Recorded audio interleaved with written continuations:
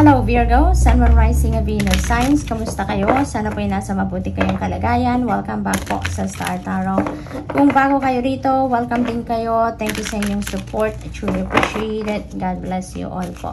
Tignan natin ang mga ano ninyo ngayon. Paunang mensahe for the week. We have Pink Opal. Be kind to yourself, Virgo.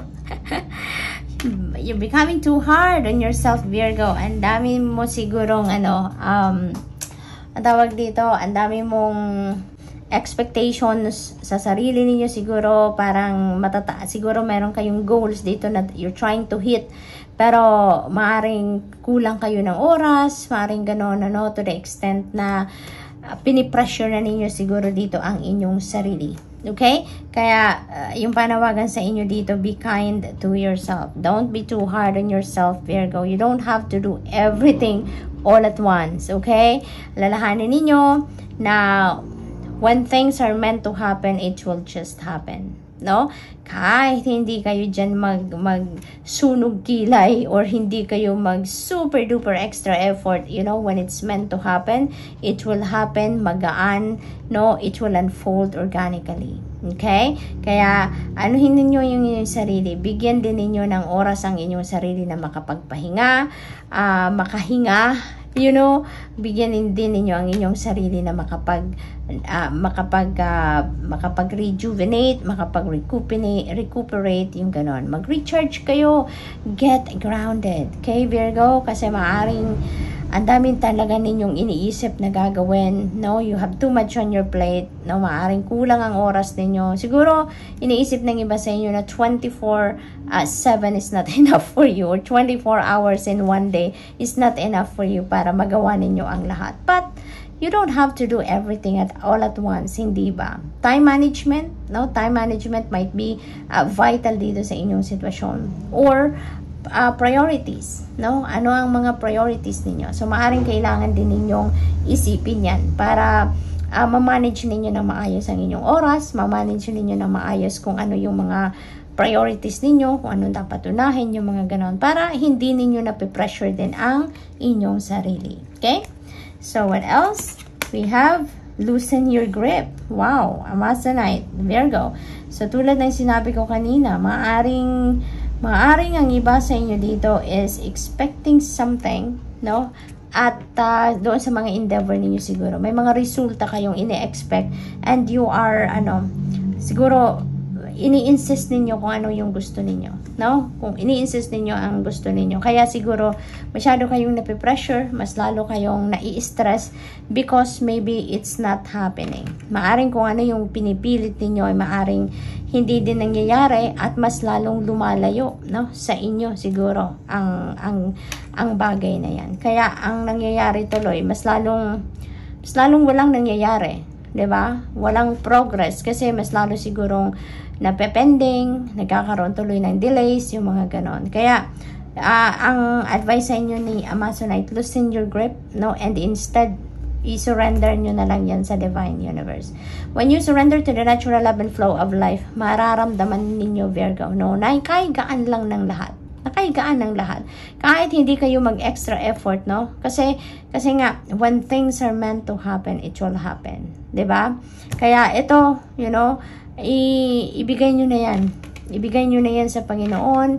I-offer ninyo yan sa Panginoon. And allow destiny to unfold organically. Makikita ninyo na kung yan talaga ay para sa'yo, it will come, it will happen, and in God's perfect timing. Tsaka, alalahanin natin, na everything happens for a reason according to the divine order and timing. 'Di ba? Hindi dito pinag-uusapan ng timing natin, Hindi ganoon. It's God's timing. Kaya kung hindi pa ukol, hindi talaga yan bubukol, regardless of what kind of effort you're going to do. Kaya ang napakahalaga dito, makinig tayo, Virgo, sa divine guidance. Makinig tayo sa ating intuition lagi, because that will always lead us to where we need to be.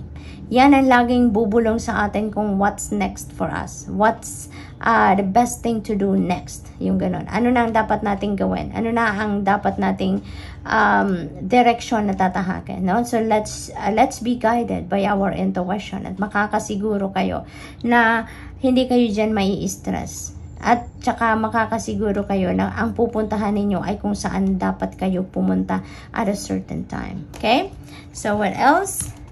We have Iolite, shift your money mindset. Ayan. So, ang iba siguro sa inyo dito, may lack mindset, ano? L-A-C-K mindset. Napipick up ko dito, Virgo, meron ditong biyayang parating sa inyo, pangkapirahang biyaya na parating, but maybe nadidelay or maaaring merong blockage. It's because siguro ang negative mindset ang meron kayo sa ngayon. Maaaring dahil na din sa stress, no?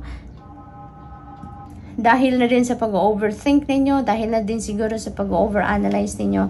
Kaya nagpa-pile up na siguro ang negative energies sa sarili ninyo. Kaya ngayon, pagdating din sa pangkapirahang aspeto, nadadamay na din yan, nagkakaroon na din kayo ng negative mindset, no? Kaya ito din yung panawagan sa inyo ngayon, shift your money mindset, no, into prosperous and abundant mindset.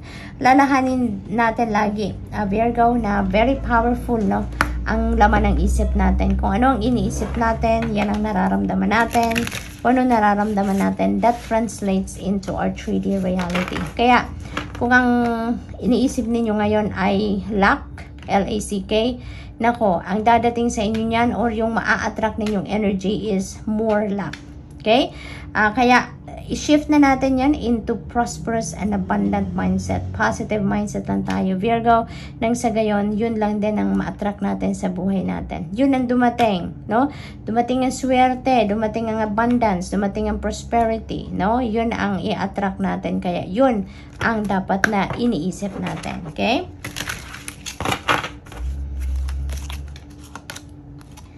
Clear away old energies. Timing lang, di ba? Virgo, timing lang daw sa sinabi ko sa inyo. Kaya, siguro, ano din ito, mga negative, mga negative energies na nandiyan na kay tagal nang nakatira sa isip, sa puso ninyo, sa energy field ninyo. Kaya, it's about time na din para linisin ninyo ang inyong sarili, no? Purify yourself, detoxify yourself from head to toe. No, lalo-lalo na ang isip at nararamdaman ninyo, yung energy field ninyo, it's about time to clear that out. Clear away old energies, no? Old energies na yan, hindi na yan siguro, wala nang pakinabang yan sa inyo. It's not serving your highest good anymore. Kaya, they shouldn't have room sa sarili ninyo anymore. Wala na. Kaya, it's time to let them go. Okay? Let them go. We have rest deeply. Ito din ang isang pangkailangan ninyong gawin, Virgo, dahil kayo si Virgo is very workaholic, very dedicated sa inyong mga trabaho, sa inyong ginagawa. Kaya siguro nag-over na kayo ngayon, over work na kayo sa ngayon. Maaring you're working too hard, no? Kaya bigyan niyo naman ang sarili niyo ng pagkakataon para makapag-rejuvenate, recuperate, makapag-recharge.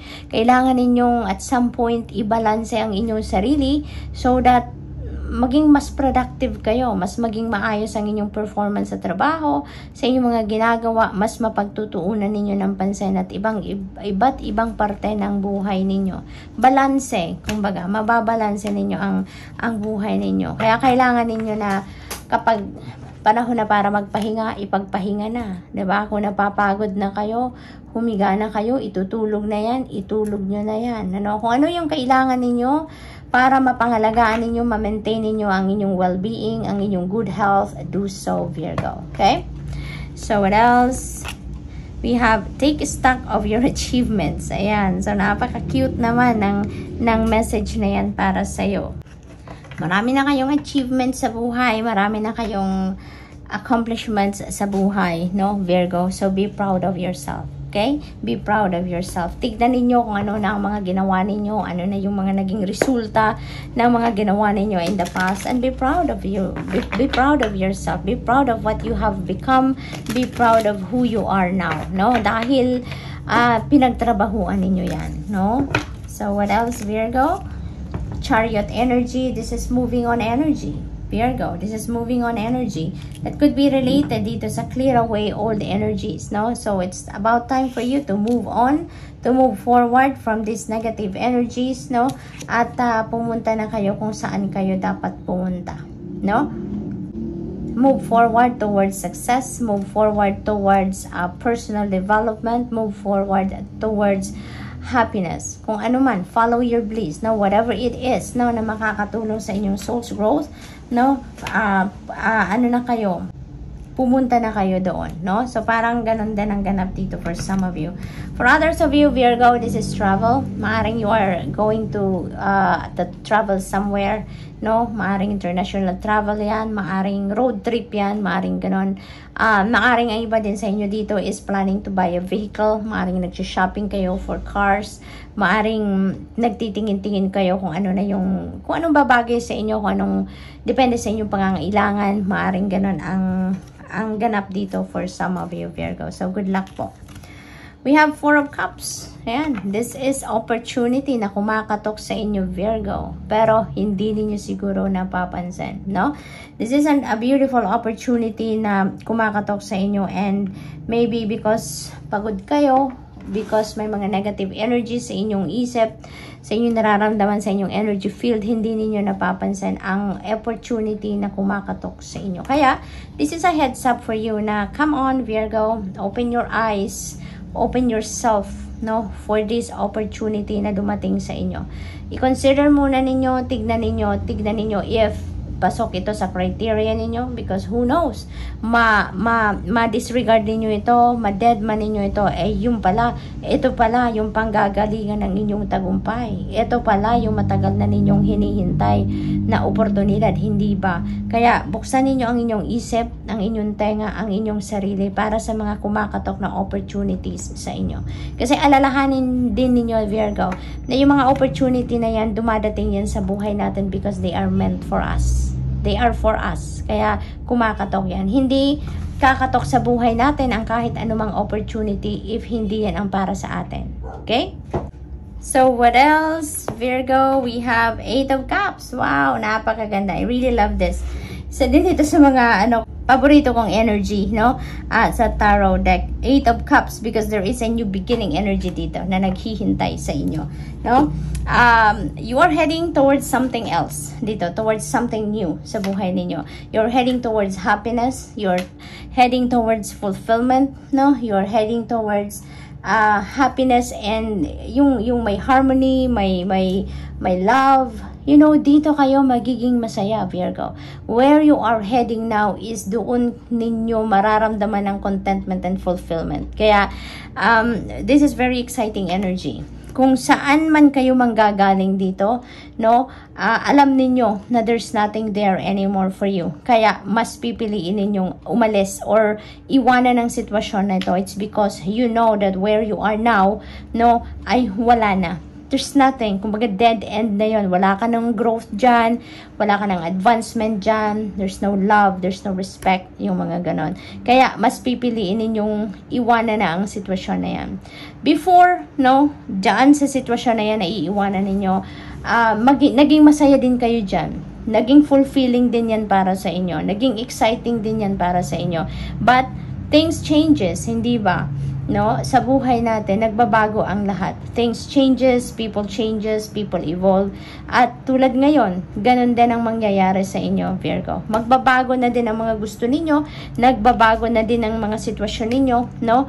Kaya, it's time to move forward with your life. It's time to move on. And where you are heading is really exciting kasi dito kayo magiging masaya. Dito kayo magiging contented and fulfilled. So, good luck po. That's all I have for you for the week. Thank you for watching. Love and light. Namaste.